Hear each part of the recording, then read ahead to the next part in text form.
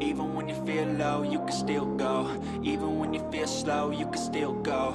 Even when there's no hope, you can still go. I never answer to no, man, I still go. Salut, moi c'est Mike, entrepreneur dans le digital et passionné de trail running.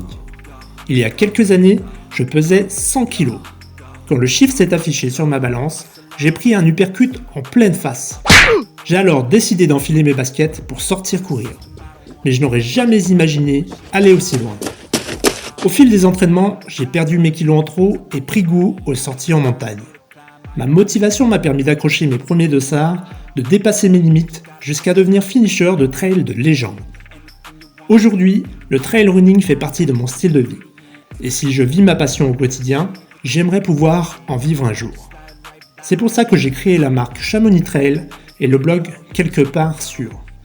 J'y partage mon mindset, mes défis et mes rencontres avec ceux qui cultivent l'esprit trail. Mon but, donner envie à d'autres d'enfiler leurs baskets pour repousser leurs limites et vivre leurs rêves. Allez, enfile tes chaussures de trail, on part à l'aventure, quelque part sur...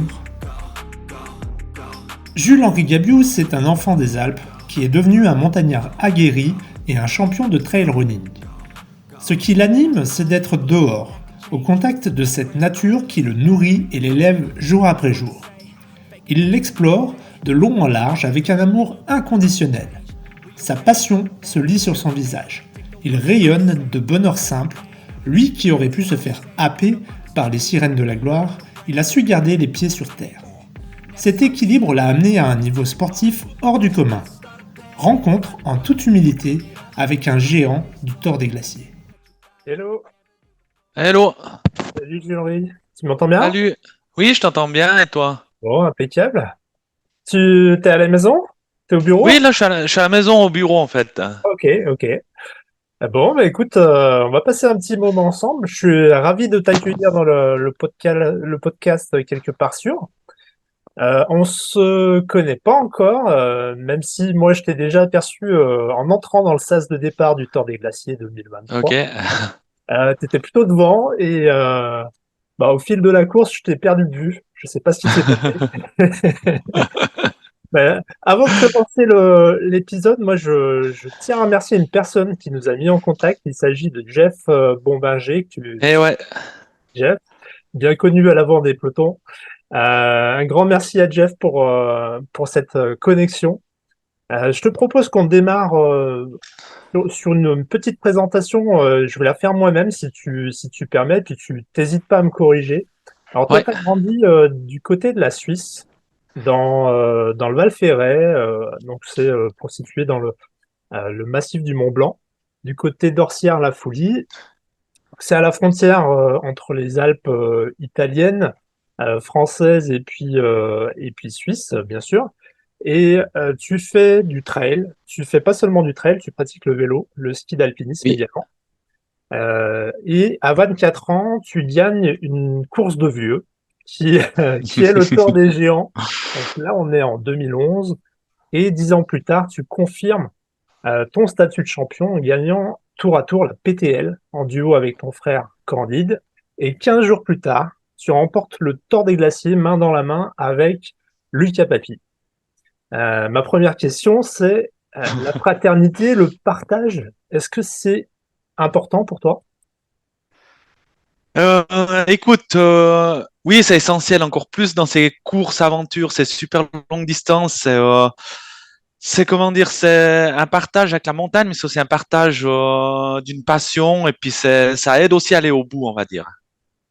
Ouais, effectivement, sur du long, c'est quand on est à plusieurs, j'imagine de nuit aussi, ça peut être intéressant d'avoir un copilote dans Ouais, l'aventure. clairement. Non, non, c'est sûr.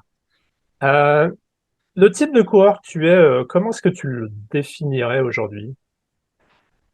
Moi, je suis comment dire, hein, je suis comme un peu les pionniers de l'UTMB où c'était plus des randonneurs-coureurs. Moi, je suis pas un marathonien, je suis pas quelqu'un qui a de la foulée, mais je suis un montagnard avant tout. Et plus un profil, ouais, de grand marcheur, avec une bonne endurance, on va dire, hein. Grand marcheur avec une bonne endurance. Ok. Voilà, exactement. Tu t'évoques le côté pionnier. Ça me fait écho à ce qu'on appelle l'esprit trail. Oui. Euh, Comment tu définirais cet esprit trail, toi? Pour moi, l'esprit trail, c'est le dépassement de soi, c'est la compétition contre soi-même avant la compétition contre les autres. C'est des bonnes raisons de faire une course, c'est pas pour aller cueillir des médailles et des honneurs, mais c'est plutôt pour découvrir un territoire, découvrir une nature et puis aussi se découvrir soi-même. Pour moi, c'est ça l'esprit trail. Et puis, c'est plutôt, on va encourager je vais pas dire les concurrents, mais les autres coureurs et pas dire, ouais, j'ai gagné une place. Pour moi, c'est vraiment quelque chose qui fait partie de mon ADN du trail, ouais.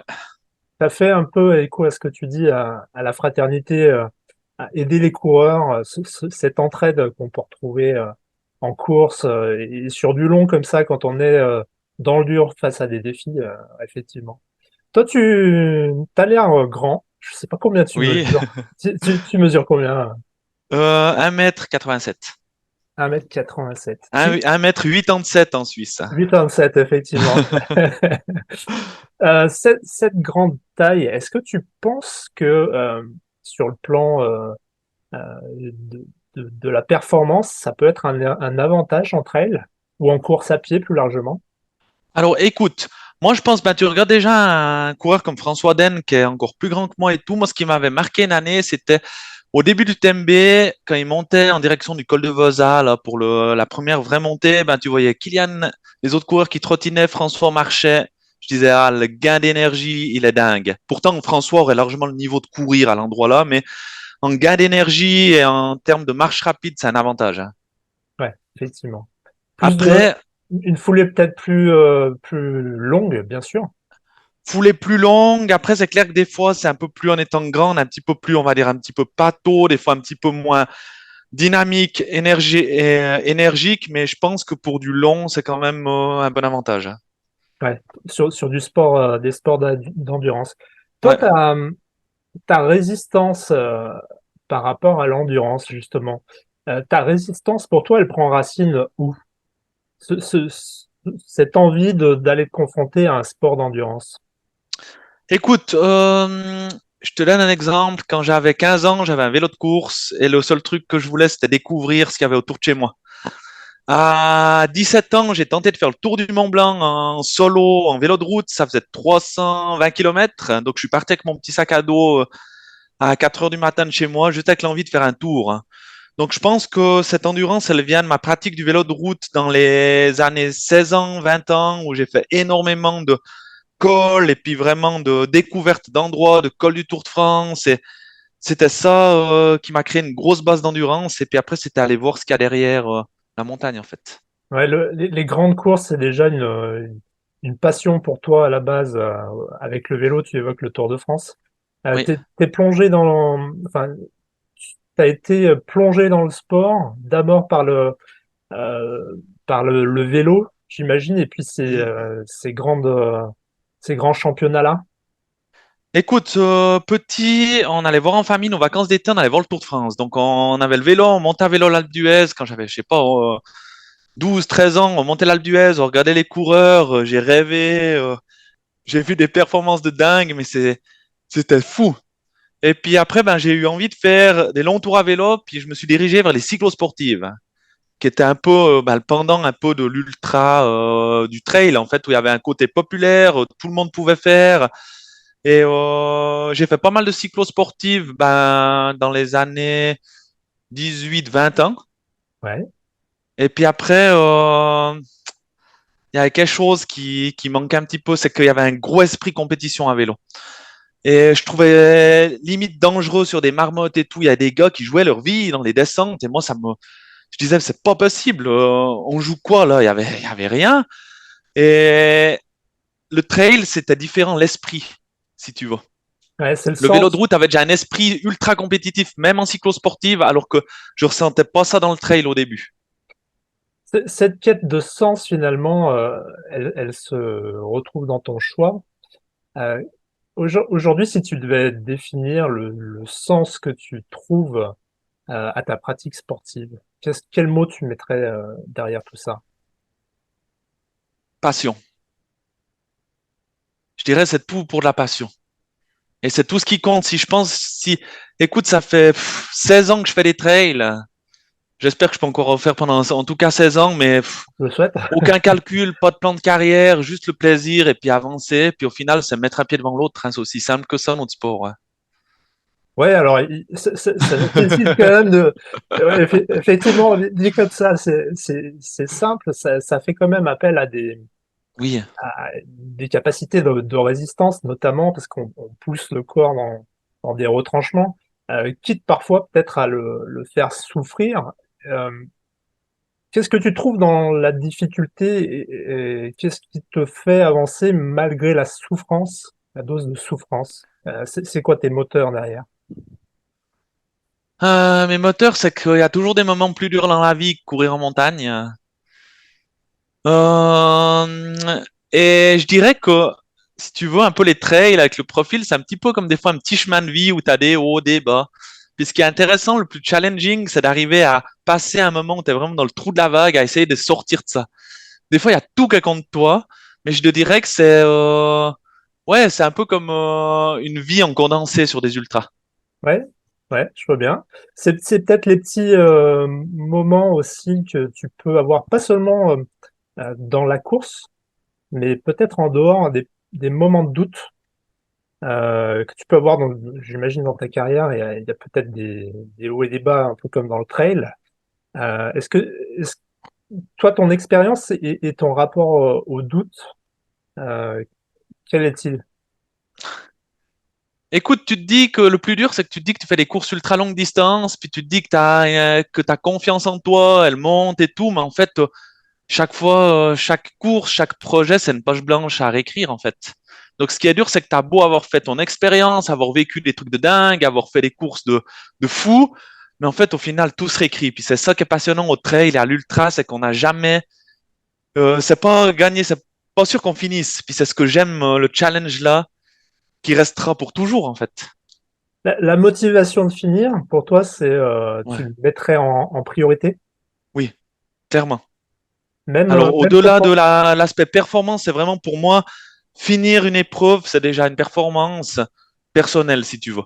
Après, oui, par rapport à l'entraînement, le temps que tu investis et tout, des fois, tu attends un petit peu plus, on va dire.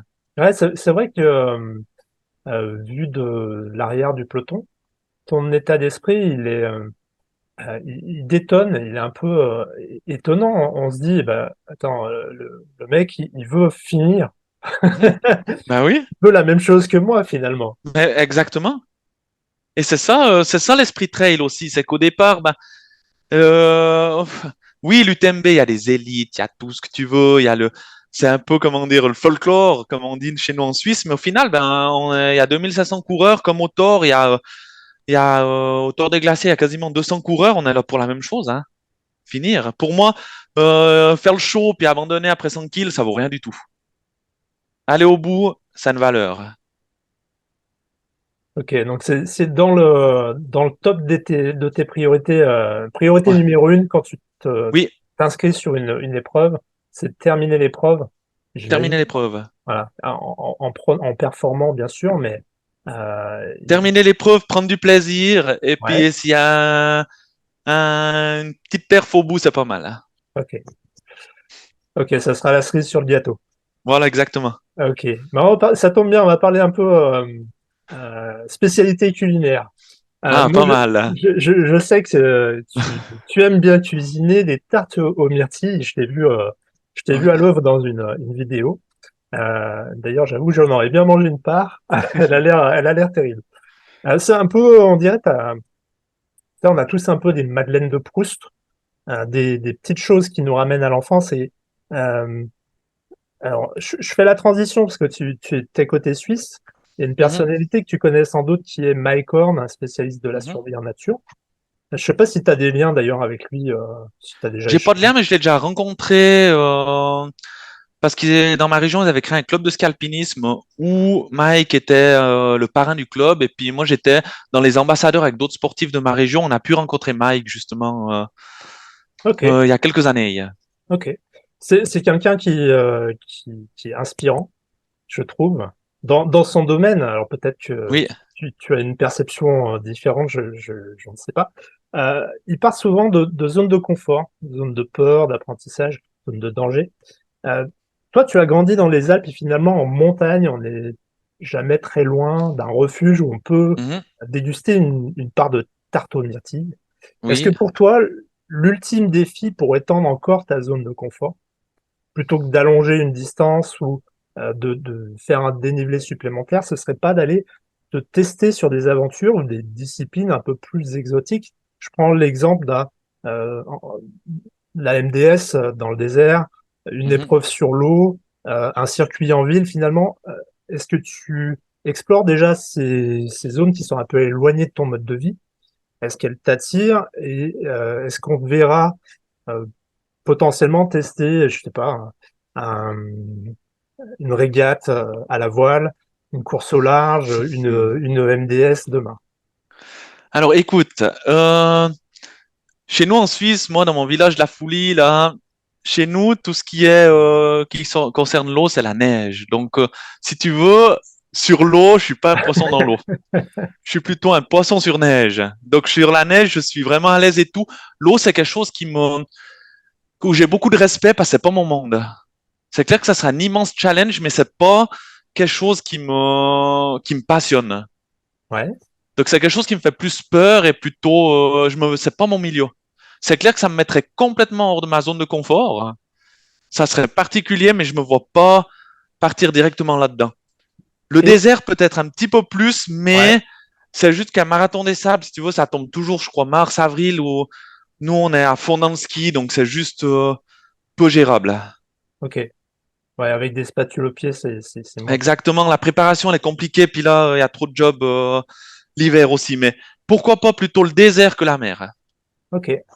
Et justement, cette dimension du psychologique, de sortir de cette zone de confort, toi, tu le travailles, cet aspect-là, pour te mettre en danger. Alors, t'es rompu et tu as une rusticité, j'allais dire, presque naturelle, parce que tu habites les montagnes, tu as Mhm. vécu en montagne.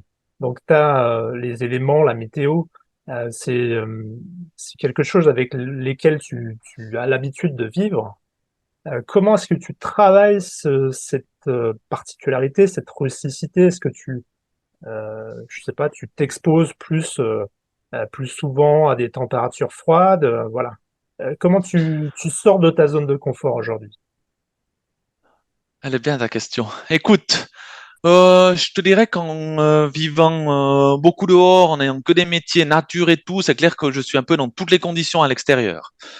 Après, je te dirais que maintenant, si je pousse ma zone de confort, c'est quand je fais par exemple des courses ou des treks au Népal, où là, tu as l'aspect altitude, un peu, on va dire, euh, inconfort, froid, qui est quand même différent, où là, j'ai beaucoup appris sur moi en termes de gestion d'effort par rapport à l'altitude, c'est un autre paramètre en fait. Tu as quelque chose quand tu de toi, tu as une enclume sur la tête et puis il faut continuer à avancer. C'est à peu Ouais, près ça. Donc c'est dans cette manière que je peux sortir de ma zone de confort. Sinon, c'est par exemple en entraînement, bah, avec mon frère, souvent on préparait les PTL ou ça en allant faire le GR20 en Corse en 2, 3 jours. Et puis là, tu avais l'aspect chaleur, l'aspect limitation du sommeil qui est un peu comparable en course, terrain hyper technique. Et là, je pense qu'il y avait quand même une certaine sortie de la zone de confort.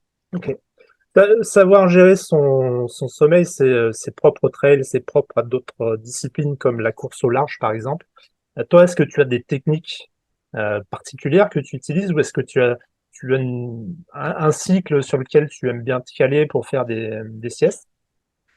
Il y a beaucoup de choses écrites maintenant et tout. Donc, le meilleur bouquin, c'est de faire 100 km, plus de 100 km de course avec Luca Papi, puis tu vas apprendre beaucoup, beaucoup. Mais sinon, non. Après, si tu veux, il n'y a rien qui est préparé. J'ai lu des choses, mais ben, c'est bien connu ce cycle de sommeil d'1 heure et demie, qui est, on va dire, le sommeil long que je peux avoir sur une course. Et puis sinon, bah, c'est des vingtaines de minutes. Et puis quand ça va juste, ça commence à aller pas trop, c'est 2 minutes au bord du sentier, tu fermes les yeux, tu essayes de tenir, mais c'est un peu un moment où tu vas devoir repousser la difficulté jusqu'à quand tu trouves un endroit pour dormir un petit peu plus longtemps. Ok. Donc je dirais qu'il y a un sommeil de micro de 2, 3 minutes. Après, il y a celui de 20 où tu peux quand même être un petit peu dans le confort, puis il y a l'heure et demie de sommeil sinon. Ok.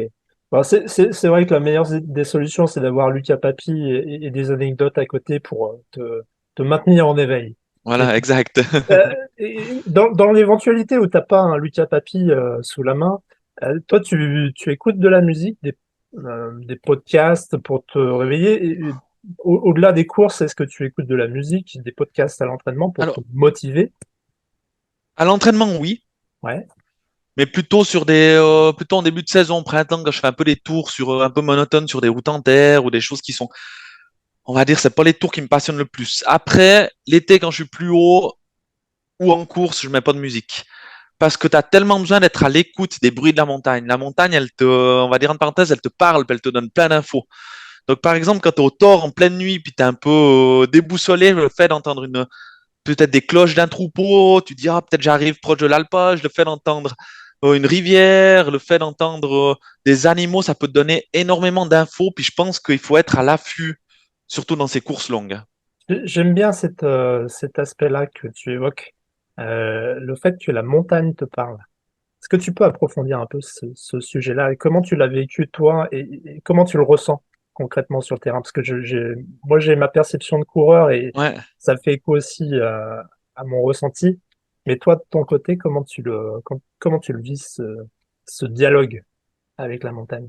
On va dire, faut pas me prendre pour un fou, hein, mais je te raconte un petit peu. Je suis un peu dans le même truc, je te Mais on va rassure. dire par le dialogue avec la montagne, comme je t'ai dit, la montagne te donne des indices, elle te donne, il y a des bruits de la montagne et tout, ça peut beaucoup t'aider pour un peu retrouver un petit peu le chemin, savoir un petit peu où tu te trouves. Après, la même chose, pouvoir lire un tout petit peu les lumières qu'on voit, les étoiles et tout, c'est tout quelque chose qui est un peu une dimension supplémentaire qu'on a dans ces courses longues. Et en fait, la même chose, les animaux, le nombre de fois que je voyais des yeux de bouquetin, de chamois dans la montagne, c'est toujours vivant. Et au tort, c'était dingue, c'était toujours vivant. T'as fait des belles rencontres sur les sentiers du Thor? Ouais. Toi, t'as vu un loup ou pas? J'en ai vu un Nous, on a vu un sur le loup. Tour des Géants, ouais. Nous, on a vu un loup au tort des glaciers avant de la redescente à Donas. D'accord. C'est dans la zone Bonzé ou là, donc c'est Oui, oui. exceptionnel, hein. Ouais, c'est la pampa là-bas. Les bouquetins, quand tu lèves les yeux, quand tu es dans le grand paradis, tu lèves les yeux, tu vois, tu dis c'est habité, il y a toujours quelqu'un.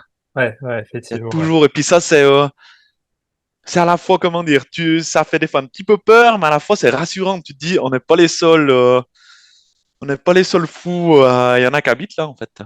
Ouais, puis ça te...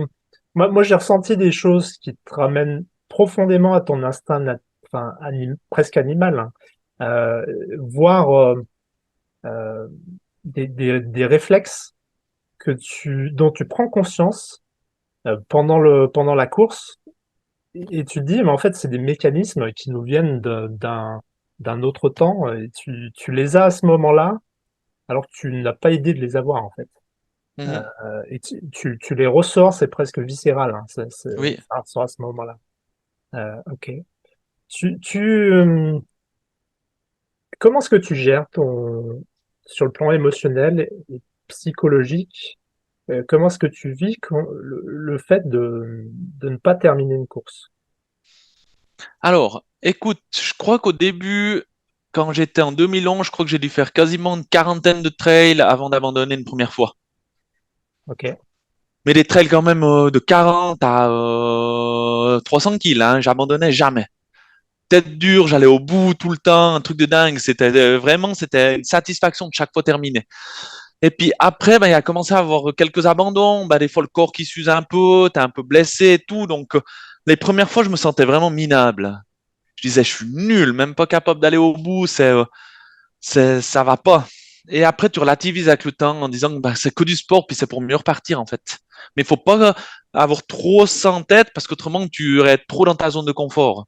Donc des fois, il faut en chier parce que voilà, c'est dur et puis il faut passer dessus. Puis des fois, il faut accepter que s'il y a une blessure, il faut aussi réfléchir parce que oui, un tort ou ça, c'est la course d'une vie, hein, mais elle est là l'année prochaine, hein. Donc des fois, il faut aussi abandonner, réfléchir. Et un abandon, c'est des fois aussi, on va dire, une preuve de sagesse pour mieux continuer. Ok. Moi, ce rapport à l'abandon, euh, c'est vrai que dans les jeunes années quand tu démarres ta pratique du trail, c'est vrai que ça fait mal, ça pique un petit peu. Moi, j'en ai fait l'expérience presque, si tu veux, en y allant presque volontairement pour expérimenter l'abandon et me dire qu'est-ce que ça fait sur le plan émotionnel. Et, euh, et c'est vrai qu'une fois qu'on l'a vécu, on se dit que bah voilà, c'est une étape et la vie continue, la progression entre elles continue et ça s'arrête pas là, quoi. Euh, on parle de progression. Toi, ton succès dans le trail, il t'a amené une médiatisation. Le rapport que tu as avec cet aspect-là de ta personnalité, comment tu le gères? Est-ce que tu prends du plaisir à être médiatisé et qu'est-ce que ça t'apporte? Écoute, c'est clair qu'en étant suisse, nous, le sport est bien moins reconnu qu'en France, si tu veux. Donc, c'était plutôt au niveau local. C'était même, ben, des fois, j'avais plus d'interviews de personnes en France qu'en Suisse. Donc, écoute, c'est pas spécialement important parce qu'il faut pas non plus en faire des montagnes. Ben, tu racontes des histoires et puis voilà, ben, le jour où, si on veut t'entendre, ben, on raconte des histoires. Puis si on est plus intéressant, c'est pas trop grave, mais il faut pas non plus se poser mille questions avec ça. C'est clair que des fois, l'avantage de la médiatisation peut t'aider à avoir un peu des sponsors. Et puis après, ben, ça donne on va dire, la possibilité de faire plus de projets et tout. Mais autrement, c'est pas important, hein. Ça reste que du trail. À part Kylian, voilà, hein, il y a qui est médiatique. Toi, tu gagnes ta vie comment aujourd'hui? Comment je gagne ma vie? C'est Alors, c'est une important, bonne c'est question. important. Alors, Pour si tu continuer veux, ta passion, donc, hein. je t'explique. Je suis un professionnel de la montagne. Donc, l'hiver, je gagne ma vie comme professeur de ski. Donc tout l'hiver, je donne des cours de ski. Je suis aussi formateur expert pour les écoles suisses de ski. Donc ça me permet d'avoir un hiver assez dense, assez complet. Le restant, plutôt la partie printemps-été, je suis accompagnateur en montagne et j'ai ma petite agence de trail en Suisse où je fais des tours du Mont Blanc, des reconnaissances du Trail Verbier, Cerzinal. Donc je vis comme accompagnateur. Et j'ai encore une autre casquette où en fait je travaille pour les marques Scarpa et Carpos qui sont sponsors du Tour en Suisse où on a un team d'espoir dont je m'occupe et j'ai aussi un rôle de faire tester les chaussures et ça me donne une petite partie du job. Donc si tu veux, c'est une partie hiver ski, une partie accompagnateur, une partie pour les marques.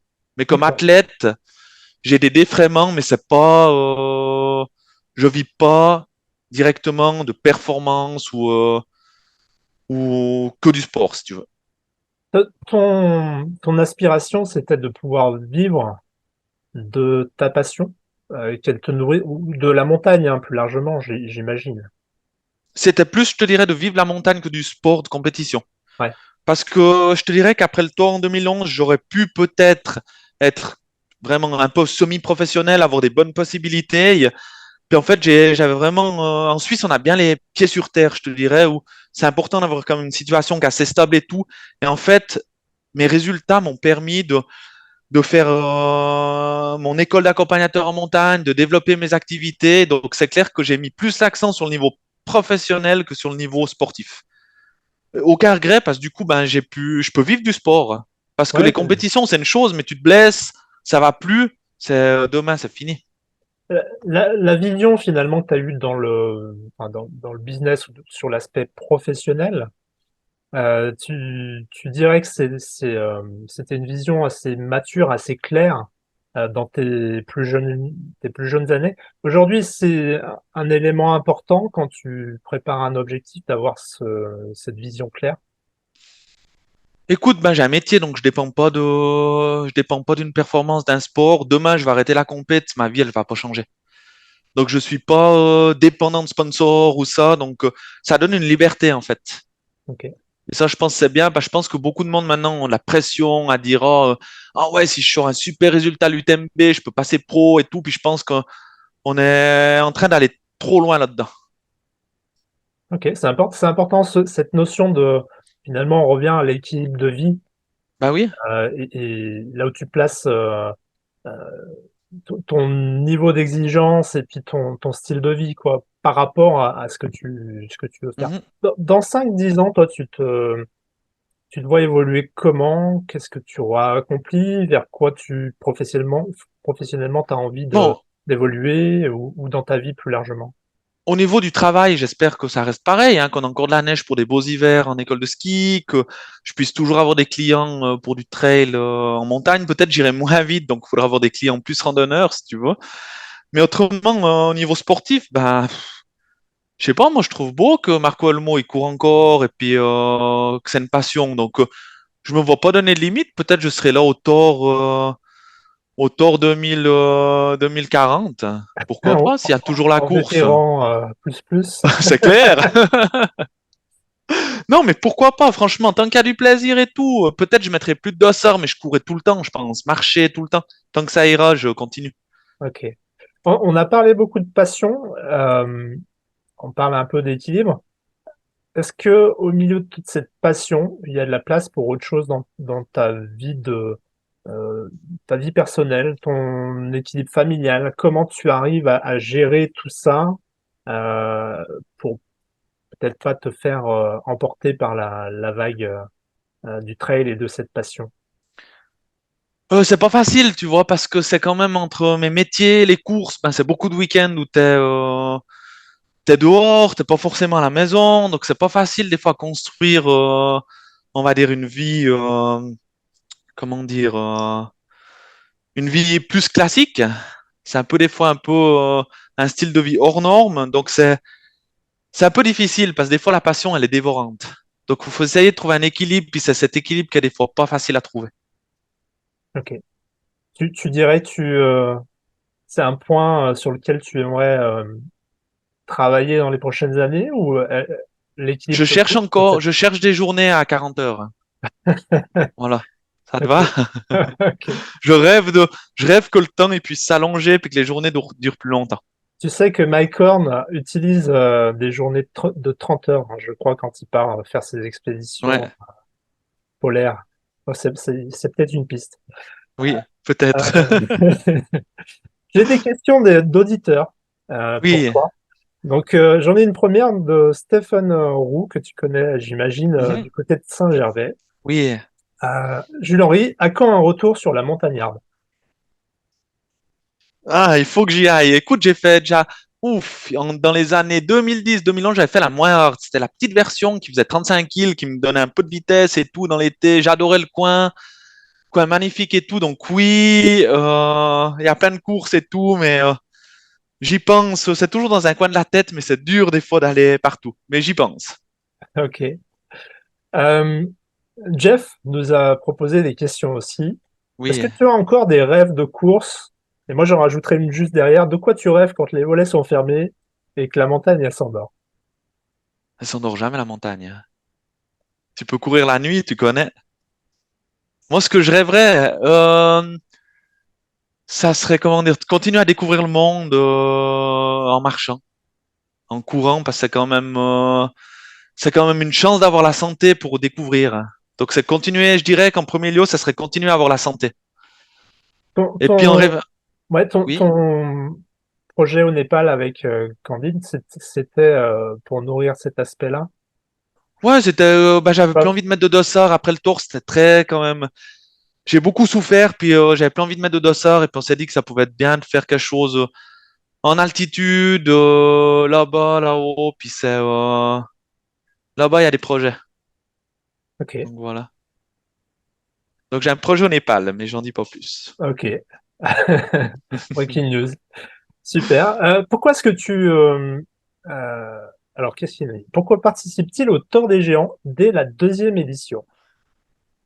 Ça c'est alors, pas j'étais prêt. Parce qu'écoute, je t'explique. Jeff, il adore le Val d'Ost. Puis je pense qu'il y a quelqu'un qui aime encore plus le Val d'Ost que Jeff, c'est peut-être moi.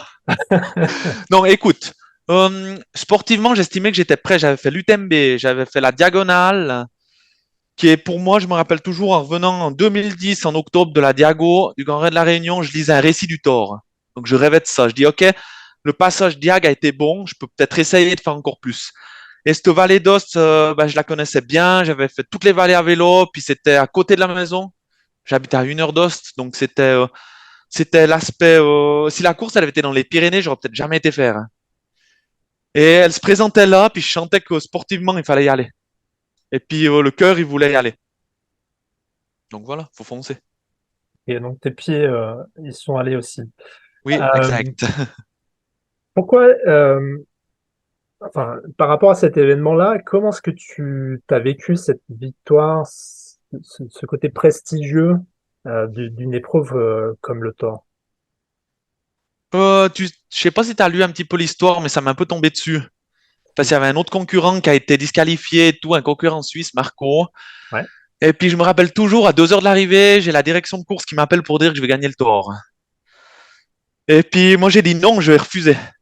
J'ai dit non parce que je mérite pas. Moi je suis deuxième, je suis heureux. J'étais heureux de faire deuxième.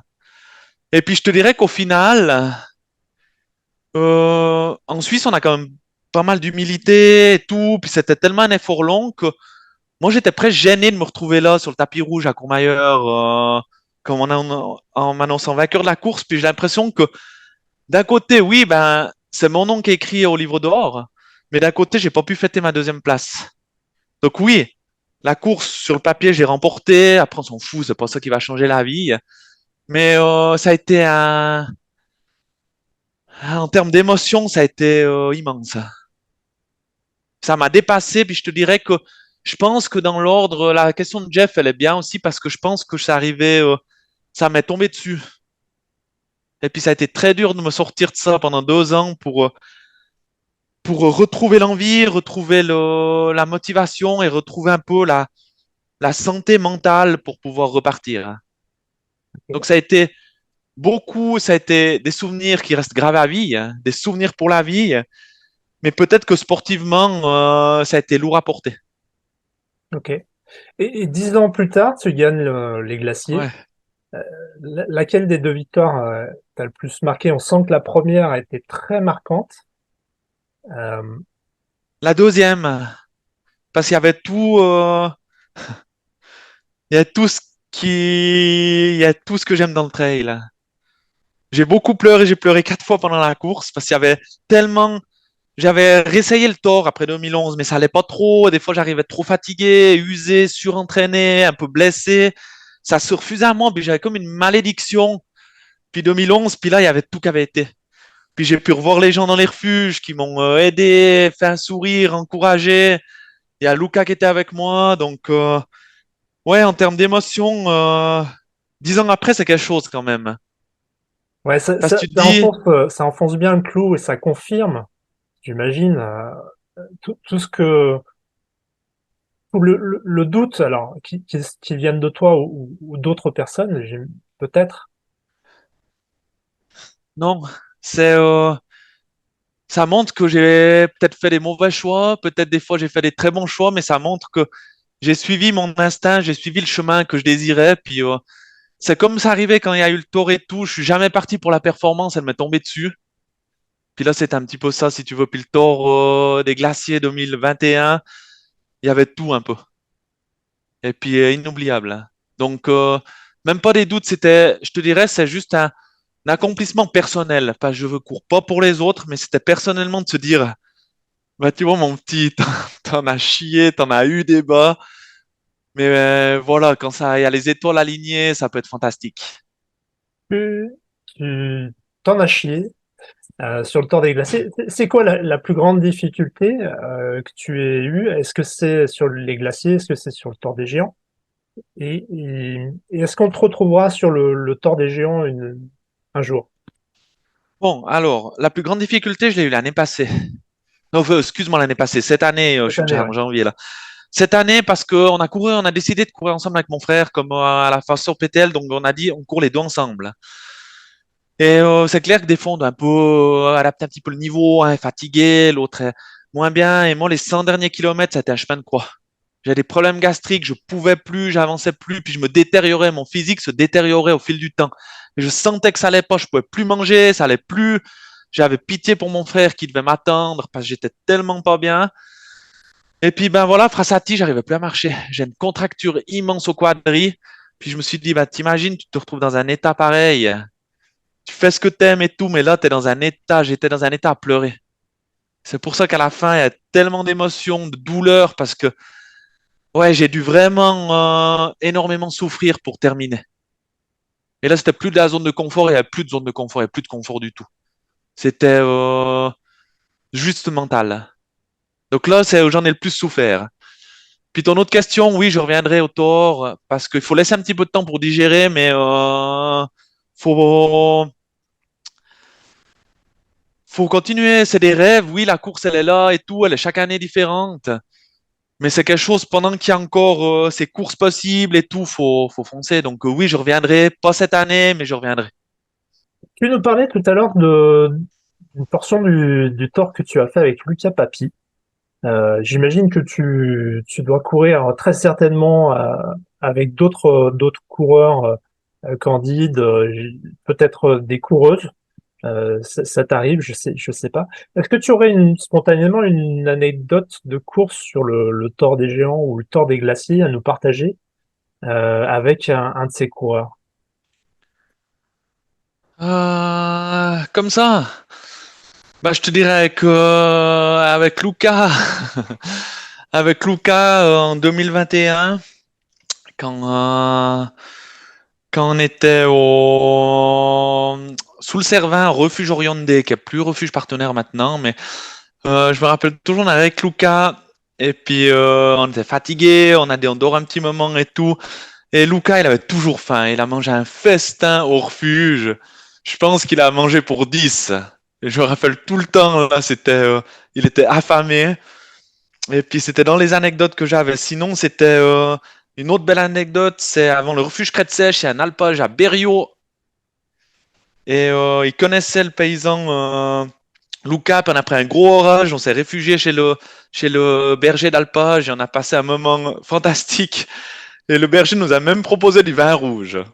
Donc Luca, moi j'ai dit non, Luca a hésité à boire un verre. Donc on a vraiment, il y en a 1000 des anecdotes. Je J'imagine, dirais que c'était un j'imagine. peu ça. Ok. Tu, tu, tu as appris beaucoup des autres, j'imagine, au gré des entraînements, au gré des courses, dans ton apprentissage. Tu évoquais tout à l'heure Marco Olmo qui fait un peu figure de modèle ou de légende du trail running. Mhm. Euh, au contact des autres, on apprend beaucoup. Et dans ta pratique, tu transmets aussi aux personnes en stage avec toi. Mhm. Qu'est-ce que tu as appris des autres et que tu gardes aujourd'hui? Qu'est-ce que tu transmets dans tes stages, dans tes formations aujourd'hui? Quel est l'élément, j'allais dire, le trait commun entre l'apprentissage et la transmission? Je te dirais que j'ai appris d'Awa Sherpa la sagesse. Et puis c'est quelque chose qui m'a quand même marqué. C'est aussi par rapport au fait qu'il est népalais et tout, un peu on va dire l'état d'esprit. Je dirais que c'est beaucoup ça que j'essaie de transmettre, c'est un état d'esprit par rapport aux courses, par rapport à la montagne que j'essaie de transmettre pendant mes stages. D'accord. C'est Si je devais c'est- dire une personne. c'est intéressant que tu parles de Dawa Sherpa parce que je trouve dans une certaine mesure qu'il est un peu aux antipodes de Lucas. Alors pas tant dans le mindset, pas tant dans l'état d'esprit, mais dans Lucas va enchaîner Oui, beaucoup d'épreuves longue distance.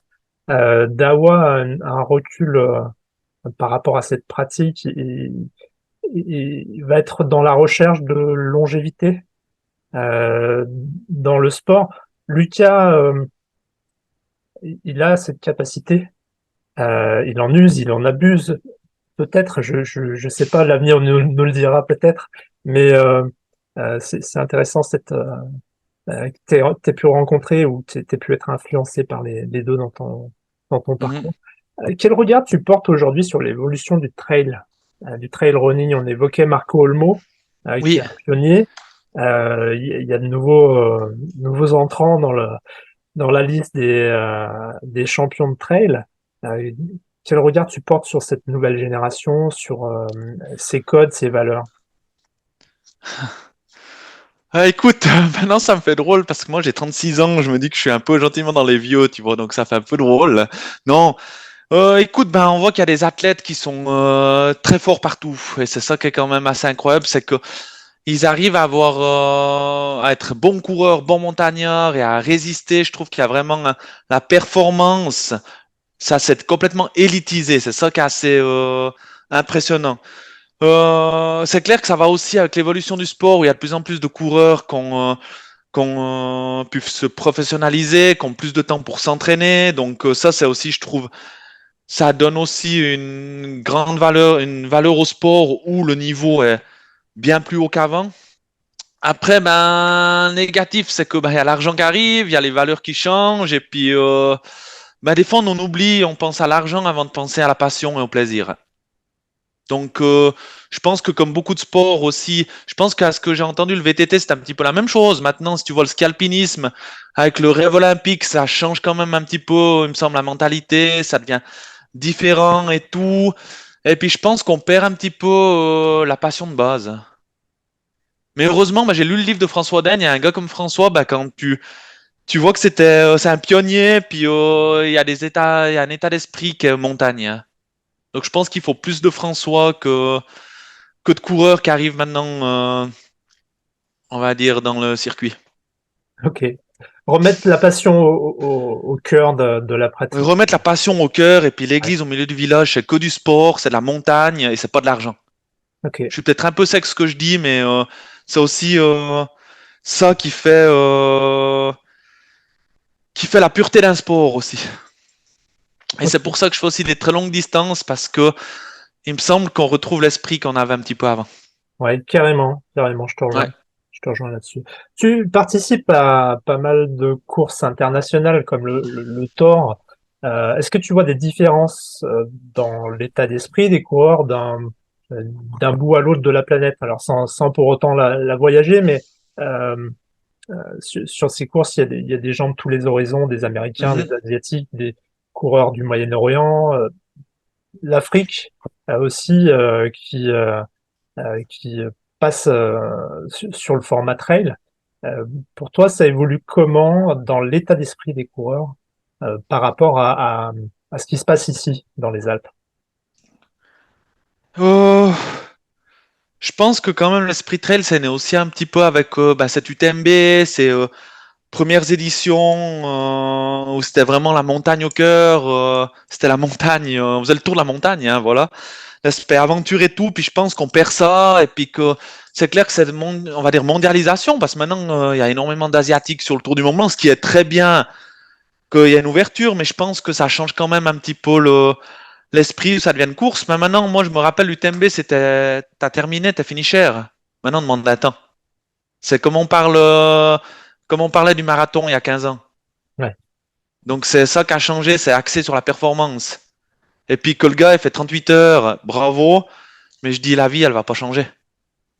Si t'as fait le tour, si t'as fait le tour pour toi, il y a des choses qui peuvent changer, mais ta vie, ça dépend pas de ta vie, on va dire. Donc je te dirais que c'est lié un peu à l'esprit trail et à l'évolution. Ok. Après, ben, moi, ce que j'aime, c'est des fois l'esprit des coureurs américains. C'est clair que des fois, ils partent pour tuer, donc ça passe ou ça casse. Mais je te dirais qu'ils ont un fighting spirit que nous, des fois, en Europe, il nous manque encore un petit peu. Où eux, ça va vraiment aller tout pour le tout. Et puis nous, peut-être encore plus des fois Suisses, on essaye d'avoir des fois pas mal d'humilité. Tu essaies de te dire, ah, c'est quand même long, faut que je me réserve et tout. Puis des fois, eux, ils ont ce détachement que je trouve assez intéressant. Ils se mettent en danger, quitte à se griller et ne Ouais. pas terminer. Ouais, ouais, ok. Et ça, Ouais, je trouve que d'un côté, c'est stupide, mais de l'autre, l'état d'esprit qu'ils essayent d'avoir, il est encore assez louable. On donne tout. ouais, et, il y a une forme de liberté aussi à se dire, ok, je tente le tout pour le tout. C'est la ruée vers l'ouest, hein, c'est Ouais, culturel finalement. ouais. Ouais. Mais ça, je trouve des fois assez cool. Bah, ça change. Il me semble que les Européens, on est très calculateurs quand même. Ouais, on a Ce chacun qui notre est... stéréotype aussi, Oui, forcément. Donc mais c'est vrai que de les confronter et d'avoir cette vision sur, bah, tu vois, typiquement, tu parles des Américains, ça nous confronte aussi à nos travers ou nos biais, et ça peut faire changer ces mentalités-là, hein. Mhm. 2024, tes défis, tes ambitions, tes aspirations, tes envies, tes projets. Tu peux en parler un petit peu?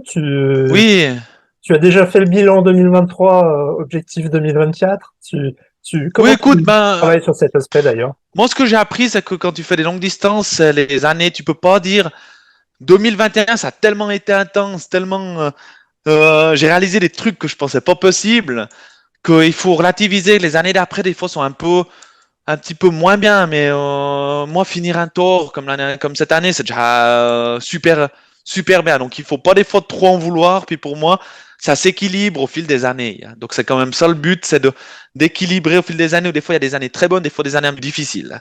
Donc, 2023 est passé. J'ai encore mes deux genoux. Il me semble que je suis assez bien en santé pour faire du scalpinisme ces temps. Donc, ce qui veut dire que le tour, il a été encore assez bien digéré. Ça, je vois vite, hein. La santé, elle va, donc c'est le plus important. Puis maintenant, il faut trouver ce qui fait envie.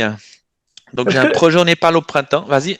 ouais, je reviens, enfin, je voulais revenir sur le Népal justement. Donc Oui. ça va être pour tout début d'année alors. Ouais, pour le printemps, si tout D'accord. va bien, c'est une traversée du Népal euh, d'est en ouest organisée par des Français, les Chevaliers du Vent, qui organisent les courses au Népal. Ok. Donc ça, c'est un truc qui me dit, ça dure 2 mois, puis je suis assez dans le trip de partir pour ça. Ok. Ça va être une belle aventure. Tu la partages? Ouais, avec les autres coureurs, il y a une trentaine de coureurs qui participent. Ok. De Donc tout ça, c'est un petit peu horizon. pour le début d'année, ça va déjà influencer beaucoup le restant de la saison, si tu veux, parce que je sais pas comment ça va se passer. Ça risque d'être dur, mais à la fois fantastique et plein de découvertes. Puis après, il faudra voir l'énergie qui reste. Ok. Là pour le coup, tu sors ou tu exposes la zone de confort. Ouais, Ok. je Super. vais pousser un petit peu. Super. Donc on verra. Après, j'ai deux, trois petits projets, mais ça va dépendre un petit peu comment je rentre du Népal, l'envie et tout. Donc il y a deux, trois courses longues de planifier, puis on verra un petit peu comment ça va. Ok. Bon. Mais pas de tort. Pas de tort cette année? D'accord. Non, pas de tort en 24. Bon. Tu, tu as un leitmotiv, une phrase, un credo qui te revient, qui t'est propre et comme un mantra ou quelque chose de ce style que tu portes, que tu as, qui te caractérise. Je sais pas si tu as Moi, ça. je te dirais que si on réalise tout notre possible, l'impossible est réalisable. Donc, c'est-à-dire, si on met tout notre cœur dans un projet, dans quelque chose qui nous fait rêver, c'est possible. Mais faut rêver le truc, faut s'entraîner le tort, je crois que je l'ai rêvé en 2011, je l'ai rêvé pendant une année, je pensais qu'à ça. J'ai dû regarder, je pense, avec mon frère, 60 fois le film La Course 2010. J'ai dû analyser les cartes, j'étais sur le parcours en connaissance, j'ai vécu totalement de trucs, j'avais tellement de motivation et d'envie que je pense, ouais, faut vouloir. Si on veut, on peut. Ok. Ça, c'est ce qui te guide au Ouais. quotidien. Ok. C'est peut-être le mot de la fin et un Mhm. message à transmettre aux auditeurs. Euh, Par rapport à cet enregistrement. Toi, tu aurais peut-être d'autres messages, d'autres envies à délivrer à quelqu'un, ou est-ce que tu as besoin de quoi tu as besoin aujourd'hui? Bah, que je continue à avoir la santé, qu'il y ait toujours des courses de dingue qui existent en montagne pour me donner la flamme, pour m'éclater, m'amuser, et puis qu'il y ait une bonne paire de baskets et puis des beaux chemins, puis ça me va pas mal. Bon, ben, Donc c'est un petit peu ça. Et puis je si crois je dois que dire quelque chose à tes auditeurs, c'est juste, comment dire, c'est que du sport et puis c'est tout dans l'état d'esprit. Ça fait, je crois, 17 ans que je fais ça, mais c'est tout dans l'état d'esprit. Donc voilà. ok. Ben écoute, merci beaucoup pour cet échange, Avec Jules-Henri. plaisir. Moi, je trouve que tu es un sportif, un champion déjà, et puis un sportif passionné qui a su en rester simple. Ton sourire, il en dit long, hein, il ment pas. Et tu es un super ambassadeur pour le trail running et pour l'esprit trail plus largement. Ah ouais. Merci Merci. beaucoup pour cet échange et puis bah, peut-être à une autre fois sur les sentiers du Thor ou d'ailleurs. Tu fais le tour ou? Tu prévois de nouveau d'y revenir ou? Ouais, 24 Tour des Glaciers, Trop bien. s'il n'est pas pris d'assaut. Ouais. Ouais, ça devrait encore aller, Ça hein, devrait je passer, tu pense. penses? Ouais. Ouais, Bon, eh bien, on va le tenter cette on verra. année. On verra C'est bien, fonce. bien. Bon. Tout de bon. Allez, ciao, Allez, ciao. bye. Salut. Bye bye. Merci d'avoir écouté cet épisode palpitant de Quelque part sûr. J'espère que ce récit vous aura donné envie d'enfiler vos baskets, de partir à l'aventure ou de relever de nouveaux défis pour faire un pas de plus vers vos rêves. Découvrez les futurs épisodes en vous abonnant au podcast. Je vous invite aussi à découvrir le blog quelquepartsur.com soutenu par Chamonix Trail. Vous pouvez me contacter via Insta ou LinkedIn.